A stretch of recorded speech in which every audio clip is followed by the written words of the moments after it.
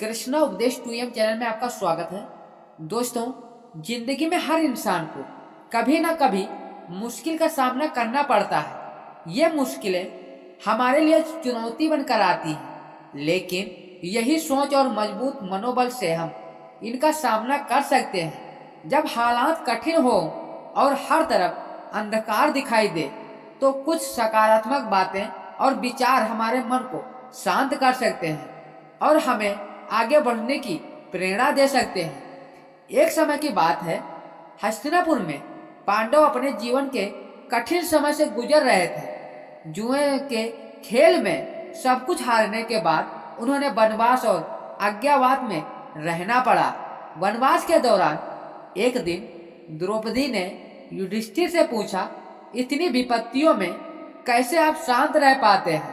क्या आपको डर और निराशा महसूस नहीं होती?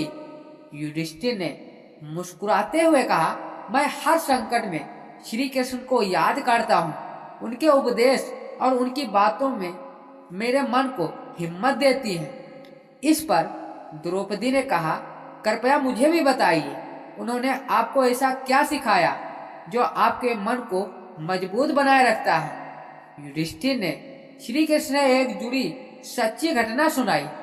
महाभारत शुरू होने से पहले अर्जुन अपने ही परिवार और गुरु और भाइयों के खिलाफ युद्ध लड़ने गए थे।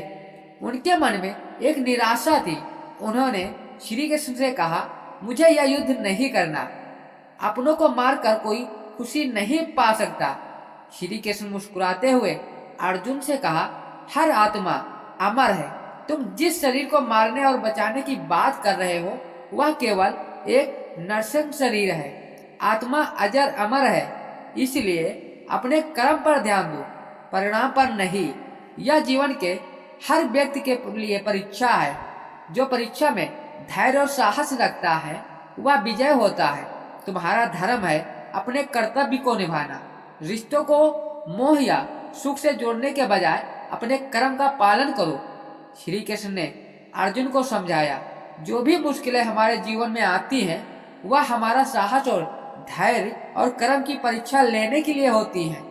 युधिष्ठिर ने कहा, श्री कृष्ण ने जो अर्जुन को सिखाया वह मेरे लिए भी एक मार्गदर्शक है। जब भी मैं किसी संकट में होता हूँ, तो मैं उनके उपदेशों को याद करता हूँ। मुश्किलें हमारे जीवन में केवल अस्थायी हैं। अगर हम अपने मन को शांत रखें और अपने कर्तव्यों पर ध्यान दें, तो हम हमारे संकटों से पार पा सकते हैं। द्रौपदी ने इस पर बात को समझा और कहा, यह सच है। मन में हिम्मत हो, भगवान पर भरोसा हो, तो कोई भी मुश्किल हमें तोड़ नहीं सकती।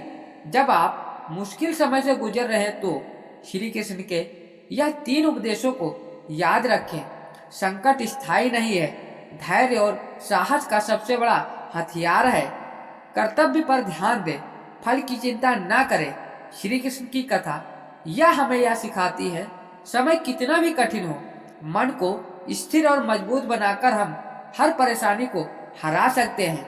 श्री कृष्ण कहते हैं, किसी भी व्यक्ति के वर्तमान को देखकर उसके भविष्य का मजाक मत उड़ाइए, क्योंकि समय में इतनी शक्ति होती है, वह कोयले को भी धीरे धीरे हीरे में बदल देती है। एक निकम्मे व्यक्ति के जीवन का अंत दूसरों में बुराई ढूंढने में होता है। बोलना सीखो, वरना जिंदगी भर सुनना पड़ेगा। तुम भी उतना ही उड़ो जहां से जमीन साफ दिखाई दे। सिर्फ उन लोगों को तुम्हारी परवाह है जो तुम्हारे खामोश होने पर भी तुम्हें सुन सकते हैं। यकीन मानिए, जो आपको भूल गया वह भी आपको याद करेगा। बस उसके मतलब के दिन आने दो। अगर आपको किसी का दुख देखकर दुख होता है, तो समझ लीजिए तो आपकी आत्मा में भगवान का वास है। बस शांति ढूंढिए। जरूरतें कभी पूरी नहीं होती। जिंदगी में सारा झगड़ा ख्वाहिशों का ही होता है। ना ही किसी को दुख चाहिए, ना ही किसी को कम चाहिए। जिनकी नीयत हमेशा साफ होती है, उनके खिलाफ होते हैं। अगर आपके कोई तंग आ जाए, तो उसे छोड़ देना चाहिए, क्योंकि बोझ बनने से बेहतर है याद बनकर रहना। झूठ की खरीदारी ज्यादा दिनों तक नहीं चलती। केवल एक सत्य ही है जो अंत तक आपका साथ देता है। जीवन में हर अवसर का लाभ उठाएं, लेकिन किसी के मजबूरी का नहीं।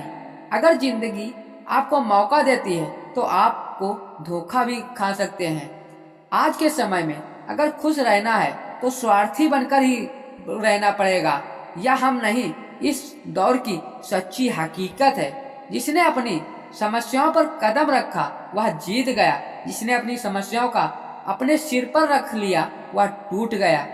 जीवन में हम कई बार बड़ी बड़ी समस्याओं से ऐसे बच जाते हैं मानो कोई है हमारा साथ दे रहा है। हम उस आदर्श शक्ति को भगवान कहते हैं। इसलिए याद रखिए, जब दुनिया आपका साथ छोड़ देती है तो भगवान आपका हाथ थाम लेते हैं। गुस्से के सामने थोड़ा इंतजार करना सीखो और गलती के सामने थोड़ा झुकना सीखो।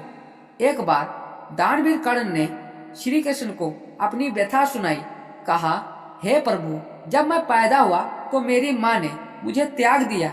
इसमें कौन सा अपराध था कि द्रोणाचार्य ने मुझे शिक्षा देने से मुझे मना कर दिया, क्योंकि वह मुझे क्षत्रिय नहीं मानते थे। इसमें मेरा क्या अपराध था? और द्रौपदी के स्वयंवर में मेरा अपमान हुआ। मैं महाराज परिवार का हिस्सा नहीं हूँ। जवाब में श्री कृष्ण ने कहा, हे कर्ण, जरा ध्यान दो। जब मेरा जन्म हुआ तब मैं जेल में था। जैसे ही मेरा जन्म हुआ तो मेरी मौत मेरा इंतजार कर रही थी। जिस रात मेरा जन्म हुआ उसी रात अपने माता पिता से अलग होना पड़ा। यहाँ पहुँचने के बाद मुझे वह सब कुछ करना पड़ा जो मेरे लिए आवश्यक था। एक गरीब परिवार में मुझे हाथों से गोबर उठाना पड़ा। जब मैं चल नहीं पाता था तब मुझ पर जानलेवा हमला होते थे।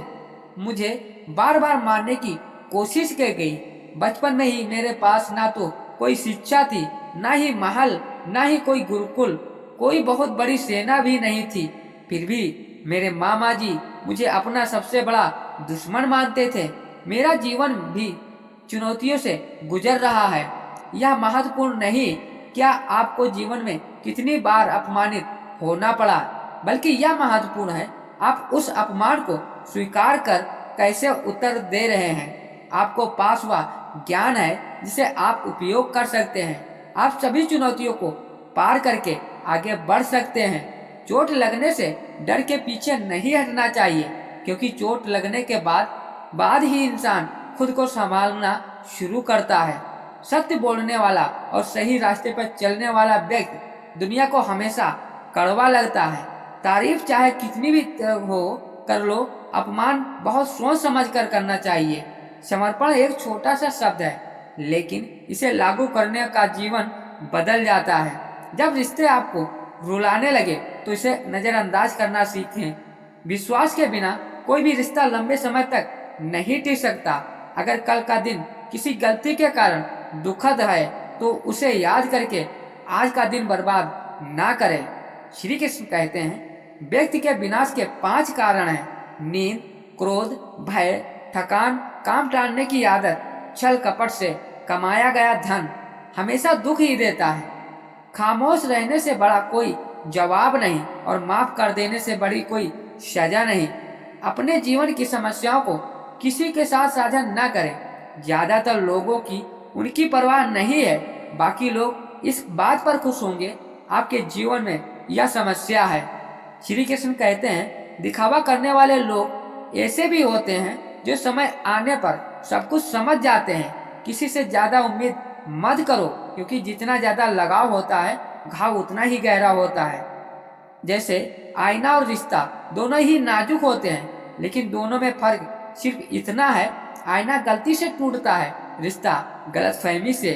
एक समय की बात है, एक गरीब आदमी राजा के महल में माली का काम करता था। उन्होंने शाही महल के बगीचे में कई प्रकार के फलों के पेड़ लगाए थे, जिन पर फल भी आते थे। जब वह पक जाते तो उन्हें तोड़कर राजा के सामने पेश करते था। कई बार राजा खुश होकर उसे इनाम भी दिया करते थे। एक बार बगीचे में आम और अंगूर और नारियल के फल थे। माली टोकरी लेकर बगीचे में पहुंचा और सोचने लगा, आज राजा के लिए कौन सा फल ले जाऊं। कुछ देर सोचने के बाद अंगूर तोड़कर टोकरी में रखे और राजा के पास आ गया। उन दिनों राजा बहुत चिंतित थे। उसे गुप्तचर से सूचना मिली थी पड़ोसी राज्य का राजा उस पर आक्रमण करने की तैयारी कर रहा है। वह इसे के बारे में गहराई से सोच रहा था। तभी माली उनके पास आया, टोकरी उनके पास रखकर कुछ दूरी पर बैठ गया। मंथन करते करते राजा टोकरी से अंगूर उठाए और खाने लगा। आधे अंगूर खाता और आधे अंगूर फेंक देता, जो माली के ऊपर लगकर गिर जाता था। वह कहता है, प्रभु आप बहुत दयालु हैं। विचारों में डूबे राजा को ध्यान ही नहीं रहा कि वह माली के ऊपर अंगूर फेंक रहा है। उसने फिर एक बार माली के ऊपर अंगूर फेंके। फिर माली ने कहा, प्रभु आप बहुत दयालु हैं। इस बार राजा ने माली की ओर ध्यान दिया। उसने आश्चर्य से उसकी ओर देखा, पूछा, माली मैं तुम्हारे ऊपर जूठे फल फेंक रहा हूँ और तुम कह रहे हो कि भगवान आप बहुत दयालु हैं। इसमें भगवान की कैसी दया है? माली ने उत्तर दिया, महाराज आज बगीचे में 3 प्रकार के फल थे, आम, अंगूर और नारियल। मैं आपके बारे में सोच रहा था कि मैं आपके लिए कौन सा फल ले जाऊं। ईश्वर की कृपा से मेरे मन में अंगूर लाने का विचार आया। मैं अंगूर ले आया। अगर आप आम या नारियल लेकर आता तो सोचो मेरी क्या हालत होती। इसलिए कह रहा हूँ भगवान राजा बहुत दयालु हैं। वह सोचने लगा, मैं व्यर्थ ही परेशान हो रहा हूँ। भगवान की दया से पड़ोसी राज्य के राजा से शुरू की गई योजना के बारे में पता चल गया। इसे अपने राज्य की रक्षा के लिए तैयारी के लिए प्रयास मिल गया। ईश्वर को धन्यवाद दिया। राजा रक्षा की तैयारी करने लगा। जब युद्ध छिड़ा तो उन्होंने युद्ध जीता और अपना राज्य बनाया। दोस्तों, समय का चक्र ऐसा ही है, कभी अच्छा समय आएगा तो कभी बुरा।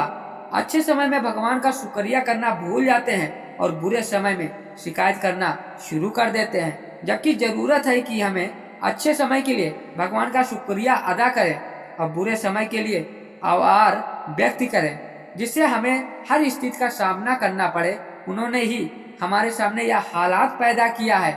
छोटी छोटी समस्याओं का सामना करने से ही हम बड़ी समस्याओं का सामना करने में सक्षम हो जाते हैं। इसलिए जीवन में आने वाली छोटी छोटी समस्याओं से न घबराएं और सकारात्मक रहें। समस्याओं के समाधान के बारे में सोचें और योजना बनाएं। तो दोस्तों, यह हमारा मोटिवेशन वीडियो आपको कैसा लगा कमेंट में जरूर बताना। यदि हमारे चैनल पर पहली बार आए हैं तो चैनल को सब्सक्राइब करना ना भूलें। इसी तरह नए नए वीडियो आपको मिलते रहेंगे।